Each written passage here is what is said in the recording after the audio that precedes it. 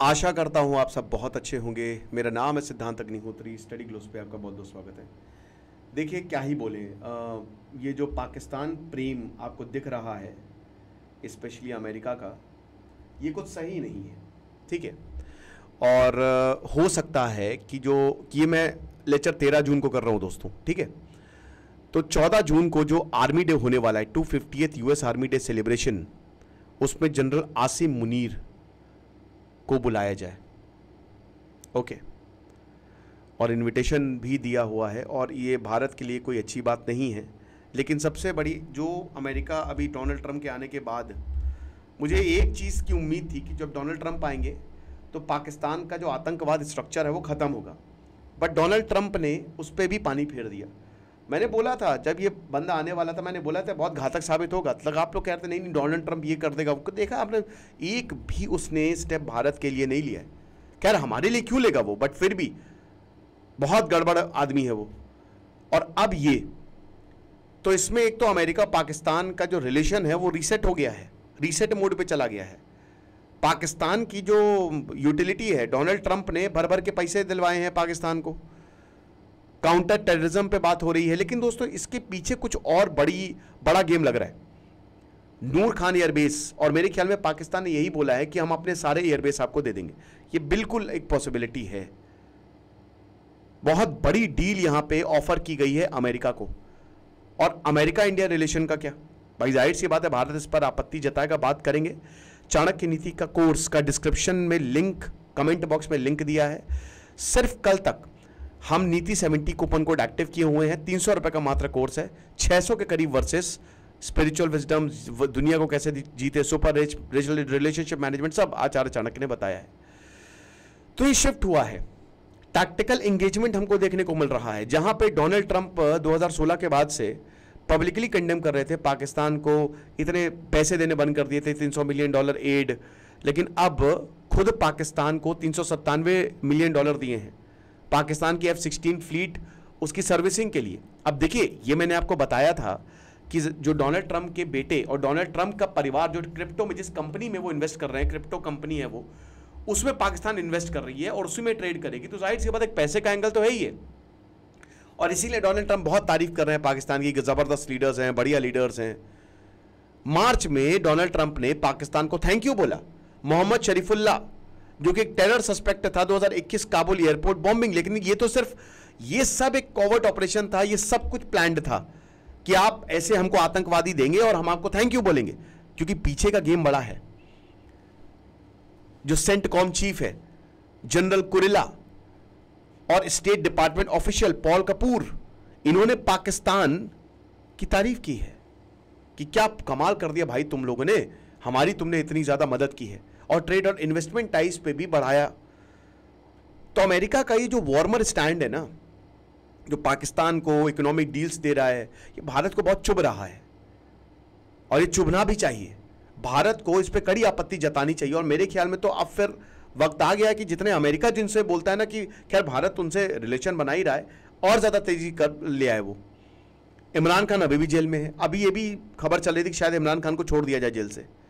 इमरान खान ने अमेरिका को openly blame किया था कि इन्हीं की वजह से तख्ता पलट हुआ है।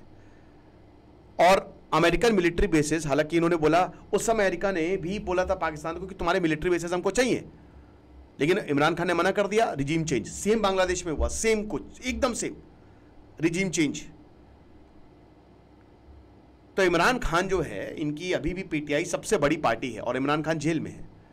हर जगह, चाहे वो पंजाब हो, सिंध हो, पाकिस्तान का पंजाब, तो वहां पे इमरान खान को फुल सपोर्ट देखने को मिल रहा है। लेकिन अभी आसिम मुनीर ने पूरा कंट्रोल अपने हाथ में लिया हुआ है, और पाकिस्तान के हालात बहुत खराब होते जा रहे हैं, उनका डेट बढ़ता जा रहा है। ये जो इकोनॉमिक एंगेजमेंट है, हो सकता है कि डोनाल्ड ट्रंप अभी जो पॉलिटिकल टर्बुलेंस पाकिस्तान, उसको बायपास कर दें। बिग पॉसिबिलिटी कि हाँ चलो फिलहाल के लिए टेम्पररी बेसिस पे दबा है ये, लेकिन ये परमानेंट इलाज नहीं है। एक दिन के लिए ठीक हो जाएंगे, दूसरे दिन फिर बीमार पड़ेंगे आप। और भाई जाहिर सी बात है, अमेरिका जो है, भारत जो है, इससे बिल्कुल भी खुश नहीं है। पहलगांव जो हमला हुआ, जिस तरीके का हमला हुआ, उस पर भारत की कड़ी आपत्ति आई है। डोनाल्ड ट्रंप जो है, उसकी विलिंगनेस है कि हम पाकिस्तान से री इंगेज करेंगे, और भारत की जीरो टॉलरेंस पॉलिसी है। तो हो सकता है अमेरिका और भारत के रिश्ते इससे खराब हो। साउथ एशिया अप्रोच जो है उसमें अमेरिका के इकोनॉमिक और स्ट्रैटेजिक इंटरेस्ट को प्रायोरिटाइज किया गया है। डोनाल्ड ट्रंप के हिसाब, जिस तरीके का उनका नेचर है, उसी हिसाब से भारत डील कर रहा है। लेकिन जो स्ट्रैटेजिक फाउंडेशन है 2001 के बाद जो हमने बनाई है, अब उस पर डेंट लगता हुआ दिख रहा है, क्योंकि हम ये बिल्कुल बर्दाश्त नहीं करेंगे। आप पैसे का सोचें, आप बिजनेस सोचें, लेकिन हमको लोगों का भी सोचना है ना। ये डोनाल्ड ट्रंप तो ऐसा आदमी है कि इसने तो कोविड में भी बोला था कोई कोविड नहीं फैला है, एलॉन मस्क से लड़ लिया। तो डोनाल्ड ट्रंप का जो पिवट है वो एक अमेरिका के डिप्लोमेटिक ट्रेंड है। सबसे पहली बात तो ये है, ईरान को कंट्रोल में रखना है, और अब डोनाल्ड ट्रंप की डील फेल हो रही है। पहले डोनाल्ड ट्रंप को लगा कि ईरान से तेल भी खरीद लेंगे, जो बहुत समय से 1979 से पहले अमेरिका भर भर के तेल जो है वो ले जाता था ईरान से। सब कुछ सबसे ज़्यादा तेल जो है ईरान में ही है, ईरान इसी एरिया में, तो भर भर के तेल ले जाता था। लेकिन 1979 के बाद से वो खत्म हो गया, और तब से अमेरिका की चाह रही कि तेल अब, क्योंकि फिर ईरान खुद जो तेल वो बेचने लगा, तो अमेरिका यही चाह रहा है कि इनका तेल हम ले लें, और इसराइल भी यही चाह रहा है, दोनों यही चाह रहे हैं। लेकिन इसराइल का अलग एजेंडा है। इसराइल का एजेंडा है कि उसको सर्वाइव करना है, और हम तब तक सर्वाइव नहीं कर पाएंगे जब तक कि जितने देश हैं हमारे खिलाफ प्रॉब्लम करते रहेंगे। और इस समय सबसे बड़ी इसराइल की दिक्कत यह है कि कहीं ऐसा ना हो कि ईरान के पास न्यूक्लियर वेपन आ जाए। उसके लिए, उसको देखने के लिए अमेरिका को पाकिस्तान के एयर बेसेस चाहिए कि हम ईरान पर नजर रख सकें। समझ रहे हैं? मॉरल पोस्चरिंग, ठीक है, से सीधा इकोनॉमिक प्रैग्मेटिज्म पर। और अमेरिका चाइना की इकोनॉमिक डील 11 जून को फाइनलाइज हो गई है। तो एक तरीके से कि जो एलाइड के कंसर्न है, जो सेल्फ इंटरेस्ट, वो सबको साइडलाइन कर रहा है। तो एक तरीके से स्ट्रैटेजिक रिकैलिब्रेशन है।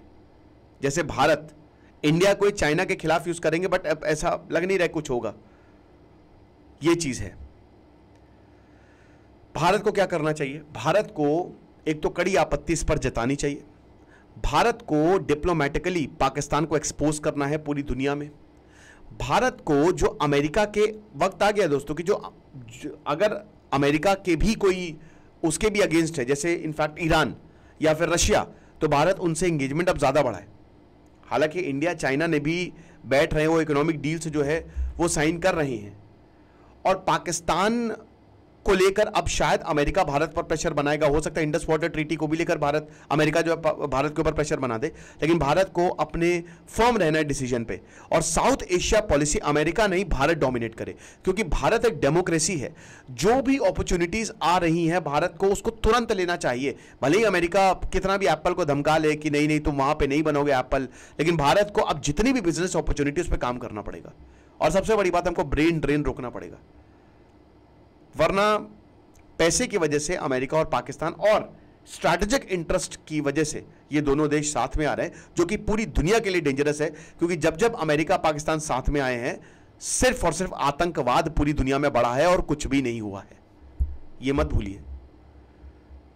अब यहां पे व्हाइट हाउस की एक और रिपोर्ट आई कि कोई भी फॉरेन मिलिट्री लीडर को हमने 14 जून की परेड को इन्वाइट नहीं किया। लेकिन दोस्तों ये शायद तब हुआ जब भारत ने बहुत ज्यादा प्रेशर बनाया, तब इनको अपना जो फैसला है वो वापस लेना पड़ा। लेकिन ये गलियारों में खबर थी कि आसिम मुनीर को इनवाइट किया गया है। अब देखिए, कल 14 जून है, कल पता चलेगा। बाकी चाणक्य नीति का शानदार कोर्स आप अवेल करें। खुश रहिए, पढ़ते रहिए। जैसे सिद्धांत अग्निहोत्री साइनिंग ऑफ।